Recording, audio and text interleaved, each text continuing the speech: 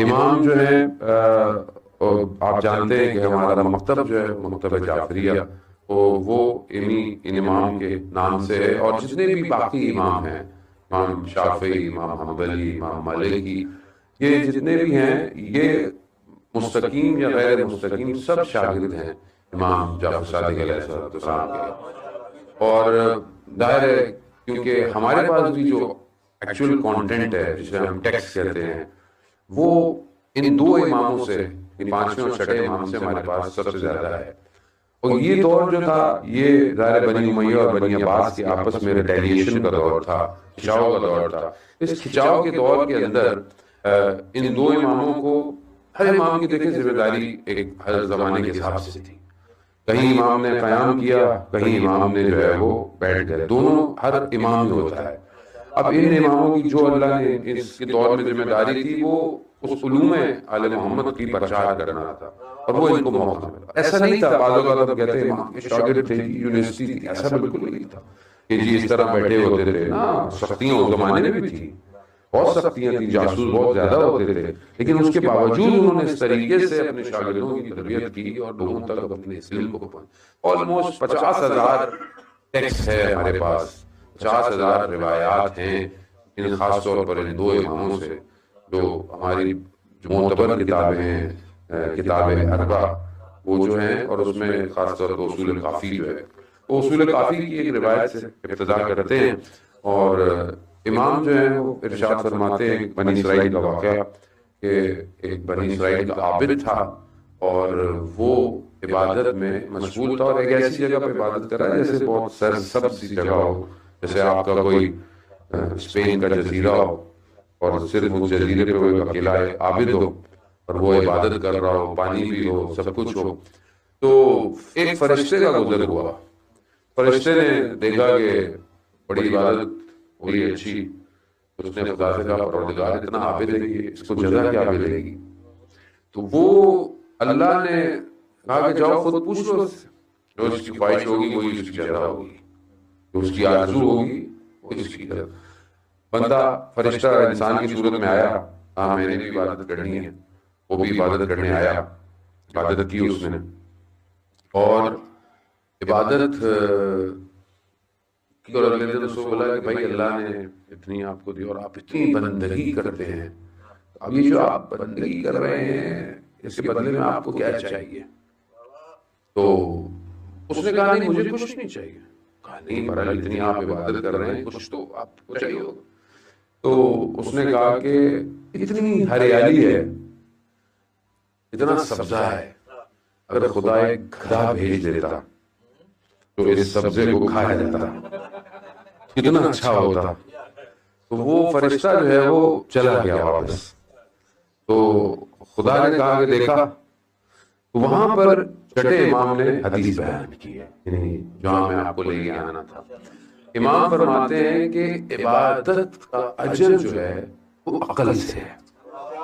تو اب یہ ہمارے لیے ضروری ہے کہ ہم عبادتیں جو کر رہے ہیں، عبادت سب بھی عبادت ہے نا، عبادت صرف نماز روزہ تو نہیں ہے، ہر چیز کی عبادت ہے، عزاداری بھی عبادت ہے، ماتم بھی عبادت ہے، لیکن عقل جتنی ہوگی اجر اتنا ہوگا۔ اب آپ ایک چیز کیے جائیں لیکن انسان کی عقل رشد نہ کرے، اور اس کی عقل اگر رشد نہیں کرتی ہے تو ظاہر ہے وہ پھر عبادت کا جو اس کو اجر ملنا ہے بس وہ ٹکرے ملنی ہے اس کو۔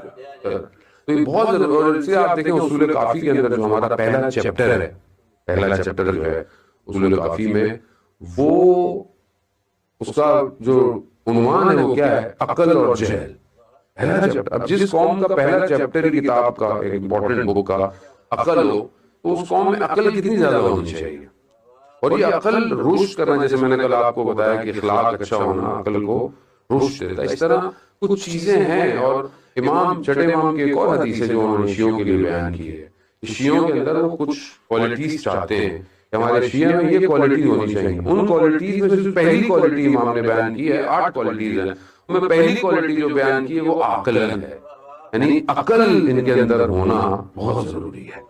عقل جو ہے وہ ادراک کرتی ہے، عقل، جذبات امپورٹنٹ ہے، جذبات ضروری ہیں، لیکن صرف جذبات انسان کو رشد نہیں دے سکتے۔ اگر انسان صرف جذباتی ہو، سوچ نہ پائے، درک نہ پر تحلیل نہ کر پائے واقعے کو، حادثے کو، آپ کی زندگی میں ہونے والے حادثے ہیں، آپ کی زندگی میں ہونے والی چیزیں انسیڈنٹ ہے، اگر آپ صرف جذبات سے کریں تو آپ تو ختم ہو جائیں. کوئی چیز آپ کی کھو جائے، کوئی آپ کا دنیا سے چلا جائے، آپ جذبات پہ اگر ہو تو آپ تو زندہ ہی نہ رہیں. لیکن انسان اگر عقلی تحلیل پہ جائے گا تو خدا کی معاملات کو اور ان ادراکات کو سمجھ پائے گا جس کے لیے پروردگار نے کائنات کو خلق کیا. قرآن کہاں نا علم ترا کیفا، علم ترا کیفا، یہ قرآن کس طرح کہہ رہا ہے وما، اور تم نہیں دیکھ رہے ہو اور تم درک نہیں کرتے ہو. وما ادراک ما، وہ قرآن دعوت دے رہا ہے کہ آپ درک کریں چیزوں کو، آپ اپنی عقل کی مشینری کو ایکٹیویٹ کریں.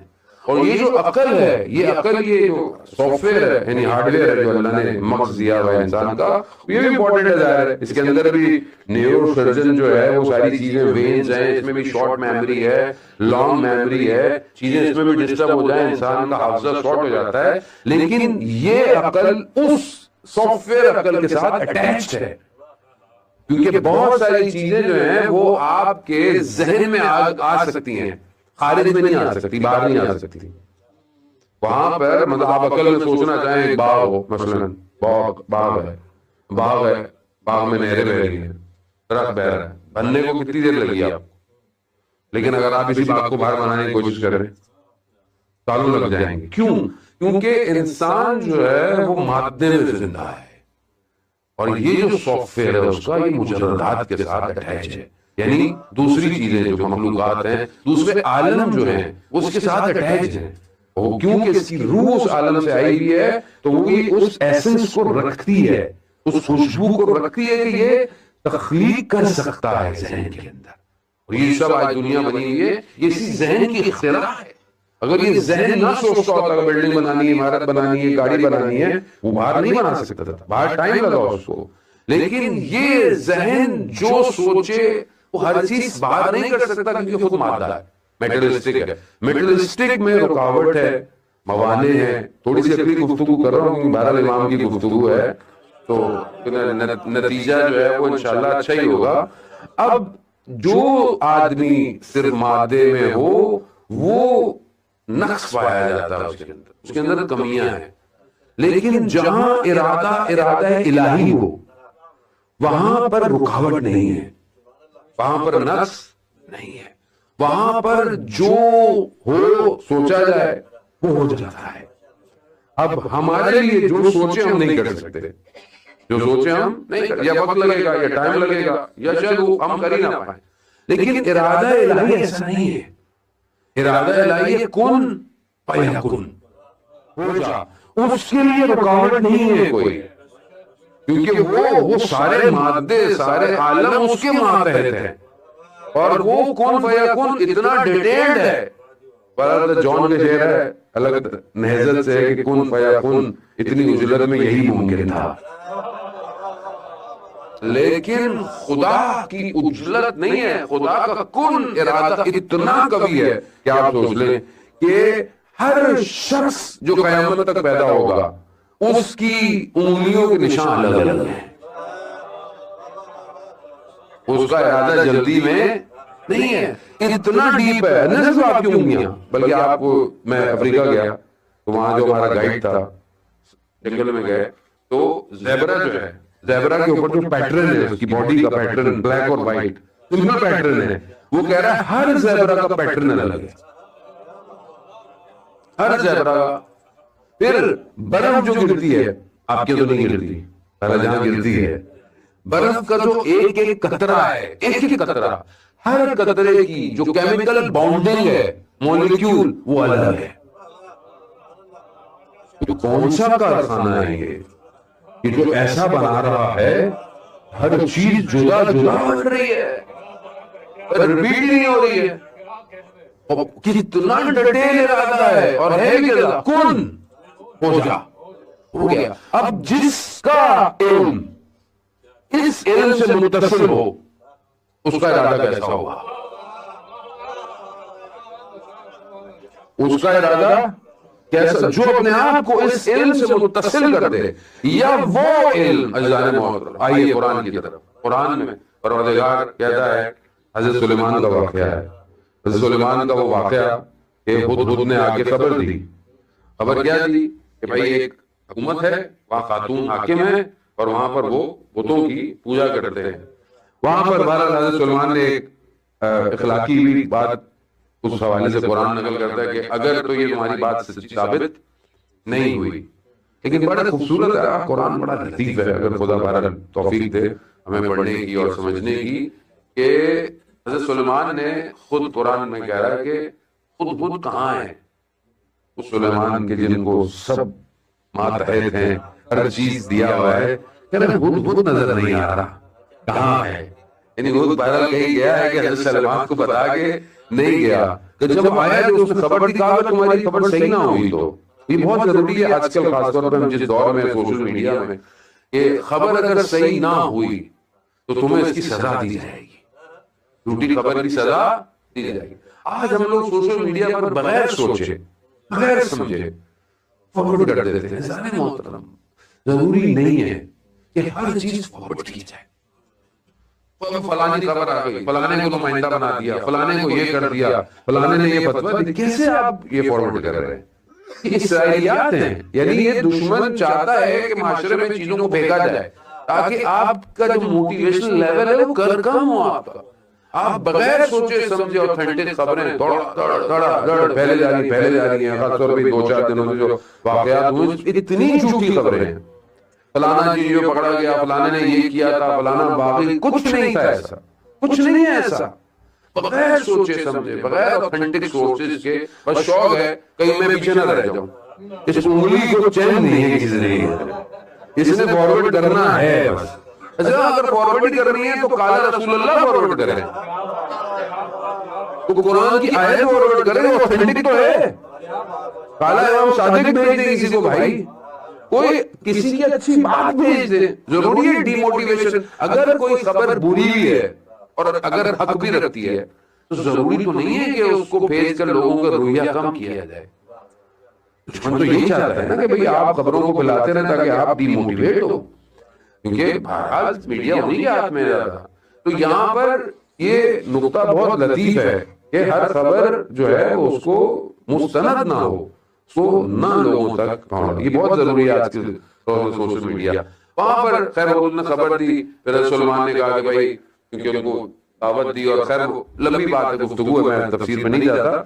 بہرحال جب وہ آنے لگی ملکہ, تو حضرت سلیمان نے خیر چاہتے تھے کہ بھائی کچھ دکھائیں گے, اللہ کے نبی بھی ہیں اور قدرت بھی رکھتے ہیں. تو انہوں نے کہا کہ کون ہے جو تخت بلقیس لے کر آئے گا.